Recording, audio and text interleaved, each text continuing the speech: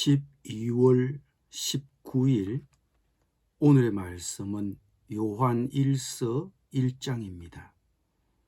태초부터 있는 생명의 말씀에 관하여는 우리가 들은 바요, 눈으로 본 바요, 자세히 보고 우리의 손으로 만진 바라. 이 생명이 나타내신 바 된지라. 이 영원한 생명을 우리가 보았고 정언하여 너희에게 전하노니 이는 아버지와 함께 계시다가 우리에게 나타내신 바 된 이시니라. 우리가 보고 들은 바를 너희에게도 전함은 너희로 우리와 사귐이 있게 하려 함이니 우리의 사귐은 아버지와 그의 아들 예수 그리스도와 더불어 누림이라. 우리가 이것을 쓰면 우리의 기쁨이 충만하게 하려 함이라. 우리가 그에게서 듣고 너희에게 전하는 소식은 이것이니 곧 하나님은 빛이시라. 그에게는 어둠이 조금도 없으시다는 것이니라. 만일 우리가 하나님과 사귐이 있다 하고 어둠에 행하면 거짓말을 하고 진리를 행하지 아니함이거니와 그가 빛 가운데 계신 것 같이 우리도 빛 가운데 행하면 우리가 서로 사귐이 있고 그 아들 예수의 피가 우리를 모든 죄에서 깨끗하게 하실 것이요. 만일 우리가 죄가 없다고 말하면 스스로 속이고 또 진리가 우리 속에 있지 아니할 것이요. 만일 우리가 우리 죄를 자백하면 그는 미쁘시고 의로우사 우리 죄를 사하시며 우리를 모든 불의에서 깨끗하게 하실 것이요.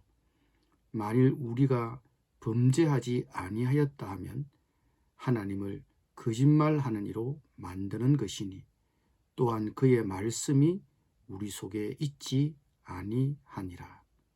아멘.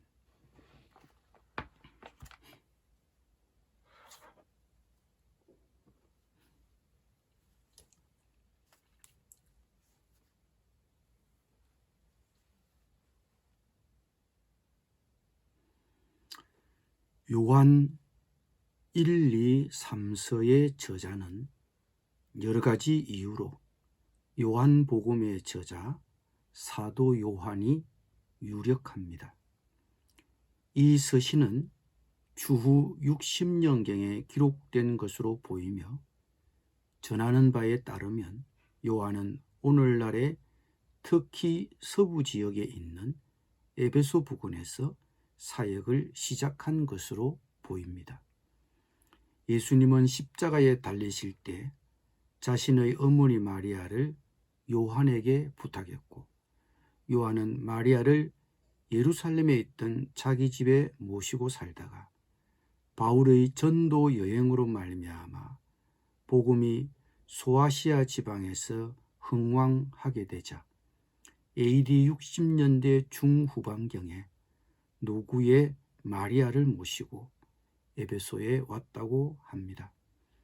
대체로 요한복음은 밤모섬으로 기양을 가기 전인 주후 80에서 90년경에 에베소 교회를 목회하면서 기록하였고 계시록은 밤모섬에서 그리고 기양 후에는 요한 1, 2, 3서를 기록하였다고 보는 견해가 우세합니다.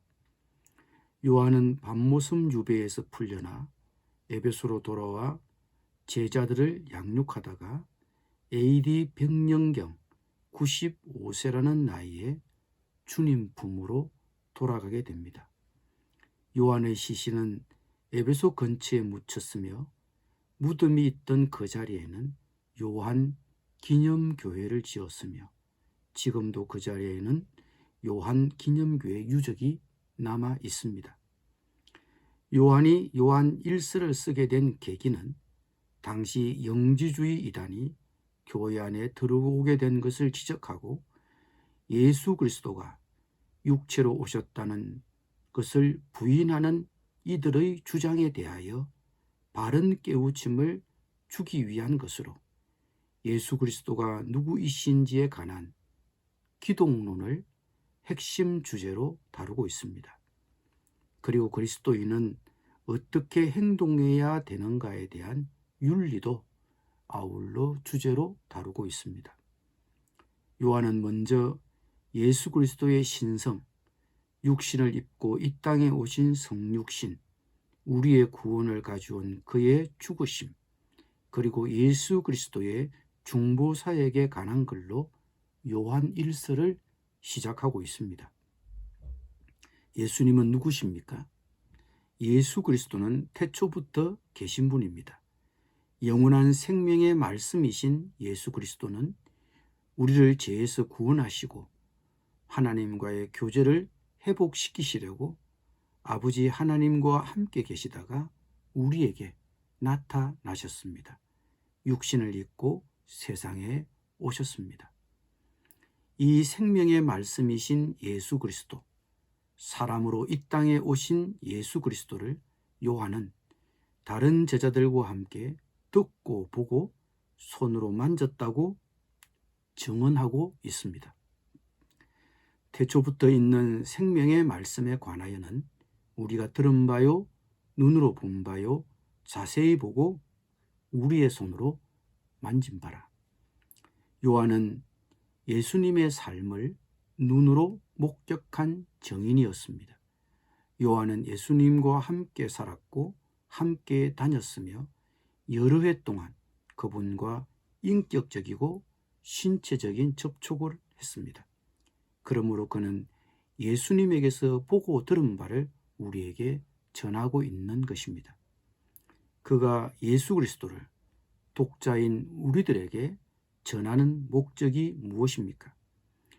우리가 보고 들은 바를 너희에게도 전함은 너희로 우리와 사귐이 있게 하려 함이니 우리의 사귐은 아버지와 그의 아들 예수 그리스도와 더불어 누림이라고 하셨습니다. 그가 복음을 전하는 목적은 무엇입니까? 진정한 그리스도인의 교제를 위함이며 이 그리스도인의 교제란 아버지와 그 아들 예수 그리스도와의 교제를 말합니다. 따라서 요한이 복음을 전하는 목적은 예수 그리스도의 중보로 하나님과 인간의 관계를 회복시키기 위한 것입니다. 이 복음을 전하여서 요한은 자신이 예수 그리스도를 만난 기쁨을 다른 사람들과 나누고 싶어 했습니다. 그러므로 그는 이렇게 말합니다. 우리가 이것을 써면 우리의 기쁨이 충만하게 하려 함이라. 우리에게 좋은 일이 생기면 어떻게 합니까? 이 복음의 좋은 소식을 누구와 나누기를 원합니까? 복음 전거는 자신이 예수 그리스도를 만난 기쁨을 다른 사람과 나누어 우리의 기쁨이 충만하게 하려는 것입니다. 하나님은 어떤 분입니까? 빛입니다. 요한은 증언합니다.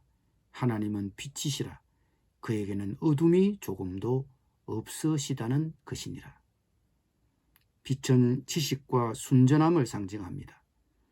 하나님이 빛이시라는 선언은 하나님은 완전하고 거룩하고 참되시며 그분만이 바른 길을 보여주시며 우리를 죄의 어둠에서 이끌어내실 수 있다는 뜻입니다. 빛 앞에 어둠이 존재할 수 없듯이 거룩하신 하나님 앞에 죄가 존재할 수 없습니다. 그래서 요한은 선언합니다. 만일 우리가 하나님과 사귐이 있다 하고 어둠에 행하면 거짓말을 하고 진리를 행하지 아니함이거니와 그가 빛 가운데 계신 것 같이 우리도 빛 가운데 행하면 우리가 서로 사귐이 있고 그 아들 예수의 피가 우리를 모든 죄에서 깨끗하게 하실 것이요. 만일 우리가 의도적으로 죄를 지으면서도 하나님과 교제할 수 있다고 주장할 수 있겠습니까?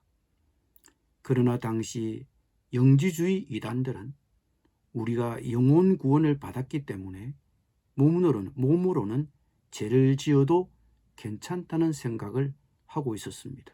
그들은 영과 육신을 구분하여 몸은 어쨌든 썩어 없어질 터이므로 모든 육체적 욕망은 채워도 좋다고 주장했습니다. 그래서 요한은 선언했습니다. 만일 우리가 하나님과 사귐이 있다 하고 어둠에 행하면 거짓말을 하고 진리를 행하지 아니함이거니와. 요한은 그 누구도 스스로 그리스도인이라고 하면서 여전히 의도적으로 악하고 부도덕하게 살 수는 없다고 말합니다. 우리가 하나님과 사귐이 있다 하면서 어둠에 행할 수 없는 것입니다. 그러나 하나님이 빛 가운데 계신 것 같이 우리도 빛 가운데 행하면 우리가 서로 사귐이 있고 그 아들 예수의 피가 우리를 모든 죄에서 깨끗하게 하실 것이라고 요한은 말합니다. 하나님은 빛이십니다. 우리가 그분의 빛 가운데 산다면, 즉 하나님과 교제하는 삶은 다른 그리스도인과의 교제로 이끌어줍니다. 그러므로 진정한 영성은 공동체의 교제로 나타납니다. 신자들과 서로 잘 교제하고 있습니까? 하나님과 사귀면서 하나님의 백성들과 사귀기를 거부한다는 것은 있을 수 없습니다. 진정으로 하나님과 교제하는 사람은 다른 그리스도인들과 교제하는 일도 즐거워하게 됩니다. 그리고 하나님의 빛 가운데 살면 그 아들 예수의 피가 우리를 모든 죄에서 깨끗하게 하실 것이라고 요한은 말합니다. 깨끗하게 한다는 것은 죄를 씻는다는 것을 의미합니다. 하나님의 빛 가운데 사는 신자들도 때로는 여전히 죄 가운데 있는 자신을 발견합니다. 그러나 신자들이 죄를 지을 경우 하나님께서는 이미 아들 예수 그리스도의 피를 통해 그 죄를 처리할 준비를 해 놓으셨습니다. 예수님은 신자들의 과거와 현재와 미래의 죄를 위해 모든 죄를 위해 죽으셨습니다. 그러므로 우리가 우리 죄를 자백하면 저는 미쁘시고 그는 미쁘시고 의로우사 우리 죄를 사하시며 우리를 모든 불의에서 깨끗하게 하실 것입니다. 회심할 때 우리의 모든 죄가 용서됩니다. 하지만 그리스도인이 된 후에도 우리는 여전히 죄를 짓고 여전히 죄를 고백해야 합니다. 이렇게 죄를 고백하는 것은 우리의 구원을 잃을까 봐 그러는 것이 아니라 우리의 죄가 하나님과의 교제를 막는 장벽을 허물기 위해서입니다. 신자들이 죄를 고백할 때 하나님의 처벌을 기다리며 재판석에 서 있는 것은 아닙니다. 그 처벌은 이미 예수 그리스도께서 다 치르셨습니다. 우리와 하나님과의 관계는 안전합니다. 그러나 하나님과의 교제를 위해 우리는 죄를 계속 고백해야 합니다. 자신의 잘못과 단점을 하나님 앞에서 고백하기를 어려워하십니까? 겸손하게 정직하게 고백하십시오. 죄를 고백하면 자유하게 되어 하나님과의 교제를 누리실 수 있습니다. 물론 진정한 죄의 고백은 더 이상 죄 가운데 살지 않겠다는 다짐도 포함되어 있다는 점을 기억해야 합니다. 기도드리겠습니다. 하나님, 예수님을 믿고 하나님과 사귀게 되고 하나님의 백성들과도 사귀게 되어 감사드립니다. 그러나 때로는 여전히 죄 가운데 있는 자신을 발견합니다. 하나님, 예수 그리스도의 피로 우리의 죄를 용서하여 주옵소서. 우리의 죄로 인해 하나님과의 교제가 막히지 않도록 죄의 장애물을 제거해 주옵소서. 예수님의 이름으로 기도드립니다. 아멘.